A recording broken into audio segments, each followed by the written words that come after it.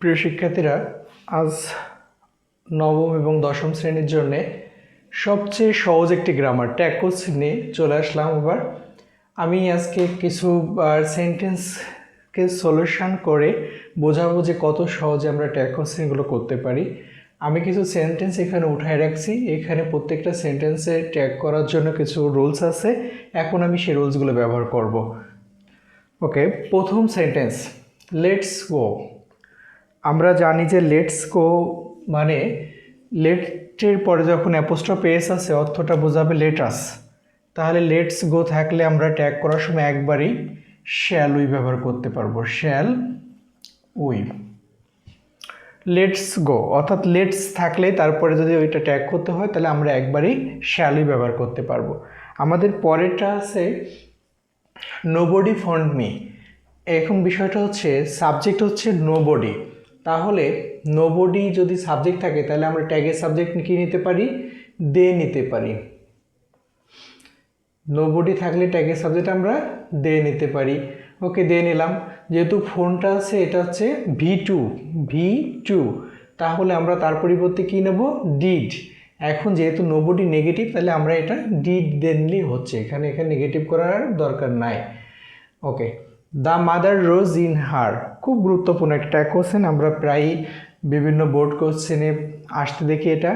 The mother rose in হার অর্থাৎ এইখানে সবাই যে ভুলটা করে, সবাই এখানে ট্যাগের সাবজেক্টে দ্য মাদারের পরিবর্তে শি নিয়ে আসে, কিন্তু আসলে এখানে দ্য মাদার বলতে বোঝাচ্ছে মাতৃত্ব সুলভ অনুভূতি, অর্থাৎ মাতৃত্ব সুলভ অনুভূতিকে বোঝা, যার কারণে এটার পরিবর্তে আমরা ট্যাগের সাবজেক্ট ইট আনতে পারবো। তাহলে আমি ইট নিয়ে আসলাম এবং রোজ পাস্টে আছে বলে তাহলে এটা হচ্ছে ডিডাস্ট ভার্বে এবং অ্যাফার্মেটিভকে নেগে, তাহলে ডিডেন্ট ইট হবে, ডিডেন্ট ইট।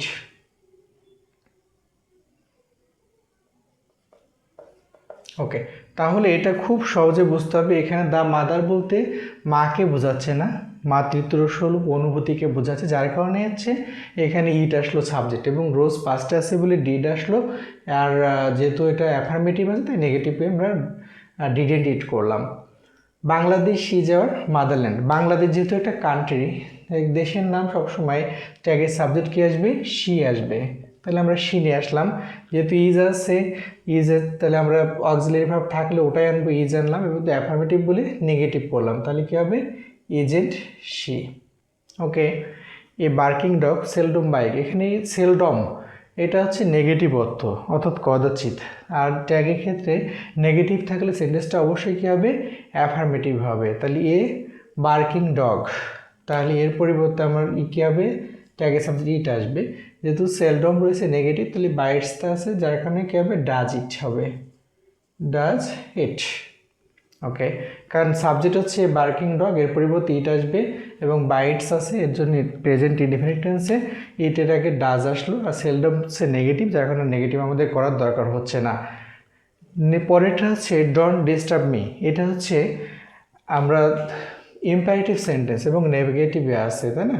তাহলে আমরা ইম্পারেটিভ থাকলেই আমরা ব্যবহার করতে পারবো কি? উইল ইউ অথবা ওয়ান্ট ইউ, কিন্তু নেগেটিভ থাকলে আমরা উইল ইউ ব্যবহার করবো। তাহলে আমরা সেখানে উইল ইউ দিয়ে দিলাম, উইল ইউ। ওকে, আমাদের পরেরটা হচ্ছে শি ইজ এ প্রোনাউন। আমরা খুব ভালো করে একটু লক্ষ্য করি, শি এবং শির দুই পাশে আটকানো আছে। শি ইজ এ প্রোনাউন, এখানে শি বলতে কিন্তু আমরা যদি বলি যে না শি আছে, আমরা ট্যাগের সাবজেক্টও শি আনবো না, এখানে শিকে বোঝাচ্ছে প্রোনাউন হিসেবে, যে শি একটা প্রোনাউন। তাহলে এই শিটা কিন্তু এখানে নাউন হিসেবে ব্যবহৃত হয়েছে, শি। তাহলে এর পরিবর্তে কী আসবে? ইট হবে। তাহলে যেহেতু ভার্ব আছে ইজ, নেগেটিভ করলে কী হবে? ইজেন্ট ইট, ইজেন্ট ইট হবে। কারণ এখানে শিটা কিন্তু প্রোনাউন হিসেবে নেই, কারণ শি নাউন হিসেবে ব্যবহৃত হয়ে গেছে, যে শি ইজ এ প্রোনাউন, যার কারণে দুই পাশে ইনভার্টেড কমা দিয়ে আটকানো আছে। এরপর হচ্ছে আই নিড নট গো দেয়ার। আমরা জানি যে নিড, জিয়ার এগুলো মূল ভার্ব হিসেবে বসে এবং মাঝে মাঝে এটাকে দেখা যায় মডাল অক্সিলারি হিসেবে ব্যবহার করা হয়। তাহলে এখানে নিডের পরে নট আছে, তাহলে মূল ভার্ব এখানে কি হচ্ছে? গোটা, এইটা হচ্ছে মূল ভার্ব। তাহলে এটা কি ভার্ব হবে? নিডটা এটা হচ্ছে অক্সিলারি ভার্ব হিসেবে, মডাল অক্সিলারি হিসেবে আছে। তাহলে আই নিড নট গো দেয়ার, তাহলে নিড আই, নিড এখানে যেহেতু অক্সিলারি হিসেবে মডাল আসছে, মডাল অক্সিলারি হিসেবে, তাহলে ওটাই মূল ভার্বে আসবে। আর যেহেতু নেগেটিভ আছে অ্যাফার্মেটিভ হলো need I. I saw you, এখানে আইটা সাবজেক্ট এবং সটা হচ্ছে ভি টু মানে কি ভার্বের পাস্ট ফর্ম, তাহলে এর জন্য আমাদের আসবে ডিড।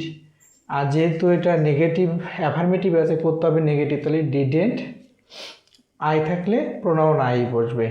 তাহলে আমরা যে কয়েকটা সেন্টেন্সের ট্যাগ কোশ্চেন দেখলাম, আশা করি খুবই সহজ আছে এবং তোমরা কিন্তু একটু মনোযোগ দিলে এটা পারো, এবং প্রত্যেকটা ইম্পর্টেন্ট, বিভিন্ন বোর্ডে বারে বারে আসছে।